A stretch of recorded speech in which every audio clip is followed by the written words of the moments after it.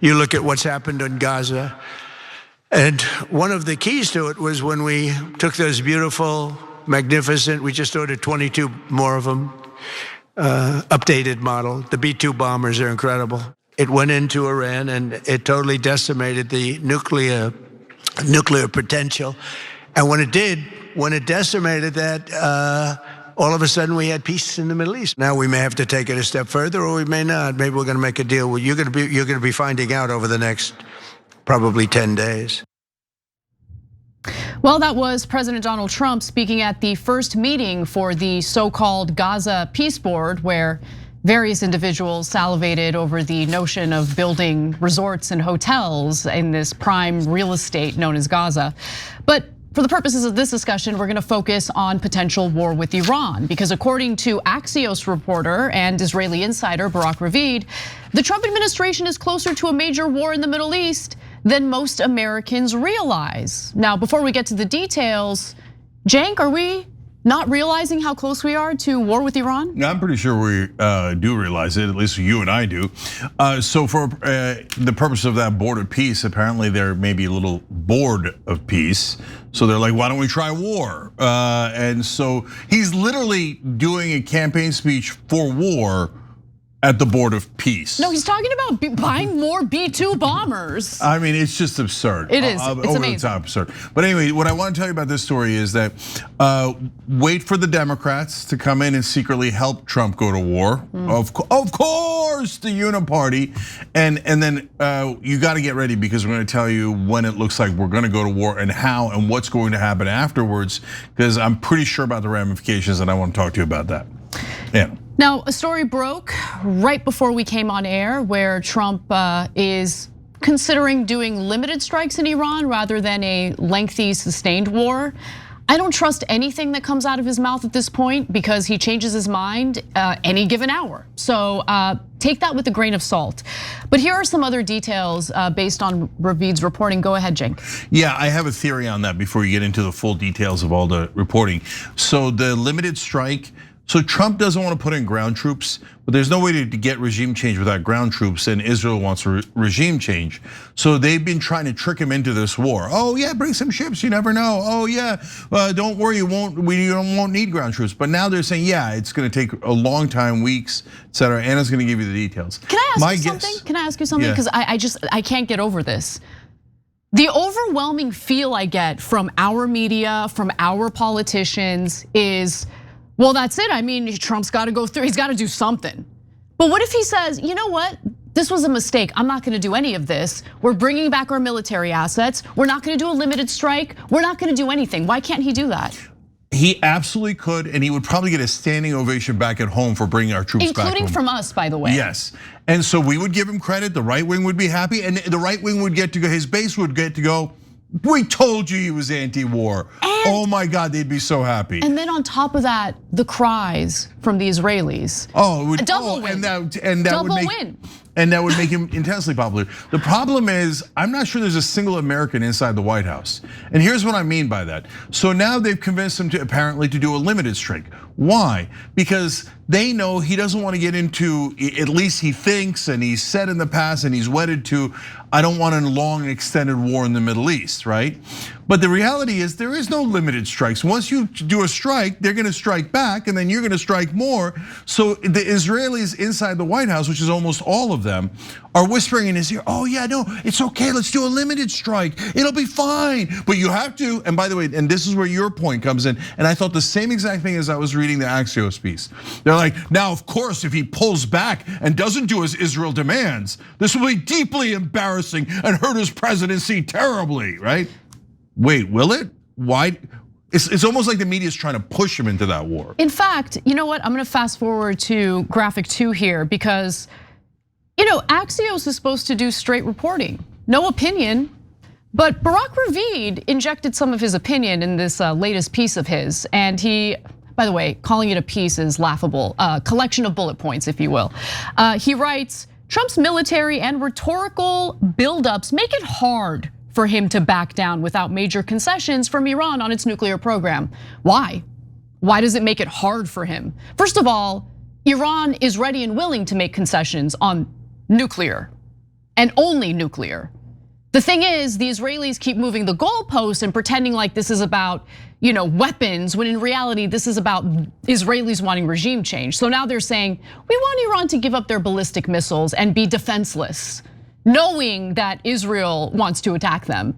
No, they're not gonna give up their ballistic missiles, nor should they, to be honest with you. No country should be pressured or forced to give away or let go of any type of military capability that they have for their own self-defense. Yeah, one last quick point about the media. If a president defies what he said earlier and goes to war or bombs, the media never goes, yeah, it's such a lie. He said red line and he was anti-war and he wasn't. Oh, that is unacceptable. But if the president says a red line or makes a threat and he doesn't go to war, then the press is all over him. Oh, what a coward, what a weakling. He sent a terrible message here. They did that to Obama. They keep goading Trump. What happened to objective? It's absurd. All right, it's time for New Year's resolutions. We all make them, but I'm not making any big flashy resolutions that are gonna crash and burn by February. My reset is much simpler. It's about giving myself a break in the kitchen. Not by eating less, don't be crazy. But let's be honest, thinking about what to eat, shopping for it, cooking it, it's a drain. And when you're drained from cooking, you can't focus on the work that matters, and that's the work right here. That's where Cook Unity comes in. It's been my way of cheating. Like I have a personal chef. I'm very fancy that way, please. But without the insane cost. Restaurant quality meals on my schedule. So I ordered a bunch of things that I loved. So we got the pepperoni naan pizza. I love pepperoni pizza, I love naan. You put it together, it's genius. Golden chicken schnitzel. It's schnitzel, but it's golden. Okay, this stuff is all so good. New Orleans shrimp and grits, they have sausage in there too. Love it. And that's my point, guys. These aren't boring and repetitive meals. These are all-star chefs, Food Network alum, and James Beard winners. Handpicking seasonal ingredients and balancing bold flavors with nutrition. Every meal is a small batch masterpiece delivered fresh, never frozen. It makes hitting wellness goals effortless because a nutritious, incredible meal is ready in minutes. No shopping, no cooking, no cleanup. You can browse by chef, by cuisine, filter macros to the gram, not a thing I would do, but you could. And it's way less than takeout or even grocery store prices. Plus their packaging is part of a reusable, eco-friendly program. You can't ask for more. Taste comfort and craftsmanship in every bite from the award-winning chefs behind Cook Unity. Go to cookunity.com/TYT or enter code TYT before checkout to get 50% off your first order. That's 50% off your first order by using code TYT or going to cookunity.com/TYT. The administration has not given us any reason to support this war. And so what I mean is, typically in previous administrations, sure, they would lie to the American people as George W. Bush did in the lead up to the preemptive war in Iraq. But at least there was an attempt to sell the war to the American people. I never bought it, but there was that attempt. With the Trump administration, there has been no explanation as to why we want to do this, how it would benefit the American people. Because remember, we're the ones paying for it. We're the ones who would have to risk our soldiers in, let's say, a sustained war in Iran in the pursuit of regime change. And so here's a prime example to show you exactly what I'm talking about. This is White House Press Secretary Caroline Leavitt. She's asked, what are we doing here? Why are we doing it? And get a load of her answer. Can you share a little bit about the president's thinking on whether or not to strike Iran, who he's talking to, what information he's consuming, and why a strike might be necessary on a nuclear program he says was obliterated by the last US strike? Well, there's many reasons and arguments that one could make for a strike against Iran. The president had a very successful operation as commander-in-chief with Operation Midnight Hammer, as you know, as you just said, totally obliterated Iran's nuclear facilities. The president has always been very clear, though, with respect to Iran or any country around the world, diplomacy is always his first option, and Iran would be very wise to make a deal with President Trump and with this administration. He's talking to many people, of course, his national security team, first and foremost, and you know who the members of that team are, and this is something obviously the president takes seriously. If Operation Midnight Hammer was so successful, why do we need to do more strikes against Iran? She doesn't explain that. And she didn't specify anything in regard to how this war would be beneficial for the American people. Iran is not a threat to the United States. Their missiles would not reach the United States. They do not have the military capacity to strike the United States. Iran is a threat to Israel. Israel would like our country and our military to fight that war for them, and everyone knows it. Anna, that's why they're not trying to sell the war, because there is no selling this war. How are you going to sell it? Like, oh, Israel wants to decapitate every Middle Eastern government so they're defenseless, so they can set up Greater Israel. And that's our business, how, right? You cannot form a defense of this war without using the words Israel or Middle East, exactly. Right? So because they don't want to say Israel, so they'll often say like, it's important to regional stability in the Middle East. It's important to our interests in the Middle East. All that means Israel, Israel, Israel. Anna's right. I mean, they didn't even have nukes in the first place, but like, okay, theoretically we could have interest in their nukes, but ballistic missiles can't reach us at all. Their proxies can't reach us at all. We have no interest in this war at all. And what I'm frustrated by the press is, so that brother right there asking a good question, right? Yeah. Credit where credit is due. But why is no one asking, wait, what are the American interests in this war? Please be specific. I mean, they literally haven't said one word about what our interests are. So it's just super brazen that this is a war that is 100% for Israel, and everyone knows it. That's why they're tiptoeing around it. Oh no, we wouldn't want to be called anti-Semitic. If you don't go to war for Israel, you're an anti-Semite. What the? Now, prior to the latest Wall Street Journal piece where they allege that Trump is leaning more toward the direction of limited strikes, prior to that, they had reported that Trump hasn't decided whether to order strikes, or if he does order them, whether the aim would be to halt Iran's already battered nuclear program, wipe out its missile force, or try to topple the regime. Now, if Trump did limited strikes and wiped out, Iran's ballistic missiles, I guarantee Israel would still be breathing down his neck. We want regime change, because that's what this is all about. That's what this is all about. They want regime change. Anna, there's another giant answer there for you guys. So the president of the United States has not made up his mind why he's going to attack Iran. Then why are we attacking Iran? Why didn't you bring half our fleet into the Gulf if you don't even know why we're attacking them, what your objective is? That's because it is not our objective, it's Israel's objectives. And they're saying, I want all of it, the nuclear program, the ballistic missiles. He's not negotiating with Iran. There's fake negotiations with Iran right now. He's negotiating with the Israelis. But sir, pretty please, can I just knock out their ballistic missiles, but not do regime change? Because regime change is gonna require ground troops. And Netanyahu comes along and goes, shut up and do as I tell you. And Trump's like, oh, okay, I'm sorry. And then JD Vance and everybody comes in, limited strikes, it'll be okay. Marco Rubio is like, yeah, start the war. Israel, give me more money. So I defy anyone in our press to tell us what American interests are and why this isn't 100% for Israel. I'm glad you mentioned Vice President Vance, because I did watch the unfortunate meeting today, the first meeting for the Gaza Board of Peace, and JD Vance was one of the first speakers. And I just want to make it very clear to anyone who might be under this impression that JD Vance is this anti-interventionist politician. He isn't. And his statements make that clear. There's really no daylight between him and Marco Rubio on this matter. So just keep that in mind. But let's move on to the military buildup, because Cenk is right. We have continued sending military assets to the Persian Gulf. And in this next video featuring Trey Yinks from Fox News, he's going to describe a little more of what we've been doing in the last 24 hours. Take a look.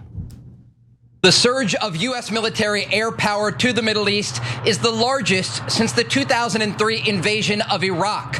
More US military equipment is on the way, including the world's largest aircraft carrier, the USS Gerald R. Ford, now arriving at the Mediterranean Sea. And while reports indicate President Trump has discussed a timeline for striking Iran, no final decision has been made as the region walks a tightrope between diplomacy and war. Today, the Iranian Navy continued joint drills with the Russian Navy in the Sea of Oman. Earlier, they also issued a notice to airmen in western Iran to conduct rocket launches as part of ongoing drills. With the region on the brink of direct conflict, European countries, including Poland, have started to warn their citizens in Iran to exit the country as soon as possible.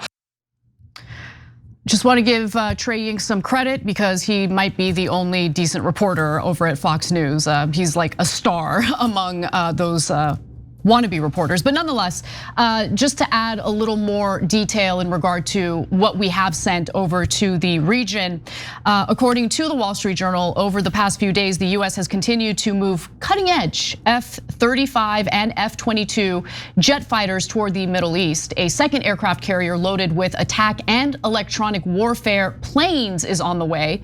Command and control aircraft, which is vital for orchestrating large air campaigns, are inbound, and critical air defenses have been deployed to the region in recent weeks. And I just want to be clear, this is not the type of military buildup that's indicative of a limited strike. This is a type of hardware we're talking about for a sustained military campaign. The options include a campaign to kill scores of Iranian political and military leaders with the goal of overthrowing the government, US and foreign officials said, as well as an air attack that would be limited to striking targets, including nuclear and ballistic missile facilities. Both would involve a potentially weeks-long operation. So I'm gonna go to one more video here featuring the person who gives Trump and any US politician for that matter, any president for that matter, their marching orders. And that person will be, of course, whoever the leader of Israel happens to be at any given moment. Unfortunately, right now we're talking about Benjamin Netanyahu. Here's what he had to say in his little speech in Hebrew. I clarified to my friend President Trump the principles that, in Israel's view, must guide any negotiations with Iran. We are prepared for every scenario, and one thing is certain. If the Ayatollahs make a mistake and attack us, they will receive a response that they cannot even imagine. So there you have Netanyahu letting Trump know what must guide him in these negotiations that I think is just a facade. I don't think that these negotiations are happening in good faith at all. Well, look, guys, understand the war is 100% inevitable at this point. Before, I never told you that, right? I said, well, look, we don't know with timing. Israel's trying to push us into it. In fact, I think we had a conversation the other day about will they be able to survive, do this, get there? And Anna was like, what are you talking about? Is it a question of whether we're 100% controlled by Israel? Obviously we are. And it looks like now, obviously we are, right? So why do I say that? Because what we're asking for is to get rid of all of their missiles. No country on earth would ever agree to that. That's an absurd ask. That's an ask you make when you don't want peace. You don't want negotiations. You want fake negotiations before you launch the war you wanted to launch. And Anna's right again about Netanyahu. These are the principles that must guide it. Who are you? Who are you, Bibi Netanyahu? And the reality is, to be fair to him, he's right. He is our, the guy who controls US foreign policy. He's above the president. He's above the Supreme Court. It's not in our Constitution, but that's what's happening. We're all seeing it with our own eyes. The only liars who aren't talking about it is, as usual, establishment media pretending that this is in our interest, although they can't name a single interest. Yeah, exactly. Right? So then they're saying the Gerald R. Ford, the largest aircraft carrier we have, which I keep telling you are sitting ducks. And Ford, I mean, it's so symbolic because Ford was mainly known as a bungler and for tripping. And so we're sending this aircraft carrier that's like basically with a giant sign that says bomb me, I'm a sitting duck, right? That's amazing. I didn't know that. Yeah. Because honestly, everything about this, like these are the beginning phases of what could be a completely disastrous war for the United States. And it just seems like Trump is learning as he goes, right? Like or more importantly, he doesn't really know. Like he's not committed to anything. He changes his mind at any given moment. By the way, that could also be a lie. He might know that he's definitely gonna strike Iran, that it's gonna be a sustained military campaign. I mean, how else would you justify sending? Because that costs money. All of those military assets, that costs us money. Guys, look, I could even pinpoint for you guys when we are most likely to strike. Friday night our time or Saturday, okay? Why? Because that's almost always when we strike because you want as little, I mean, it's absurd. They do it in some such one element of surprise. That's why Trump is saying 10 days. He wouldn't say 10 days if it was in 10 days. He'd say 10 days if it's in 1 or 2 days, right? He thinks that that's a big trick, like people aren't onto that. And they try to do things like this at a time when there's less press, but it's a war. There's gonna be massive press no matter what, but there's still dumbasses in the ancient times. But more importantly, why do I keep saying about the aircraft carriers being sitting ducks? Because guys, what happened in the past? Why weren't they sitting ducks before? Because you would have to pull up a ship next to it and fire cannons and missiles and etc. And our ships are bigger and better equipped than theirs. But these days, there's millions of drones.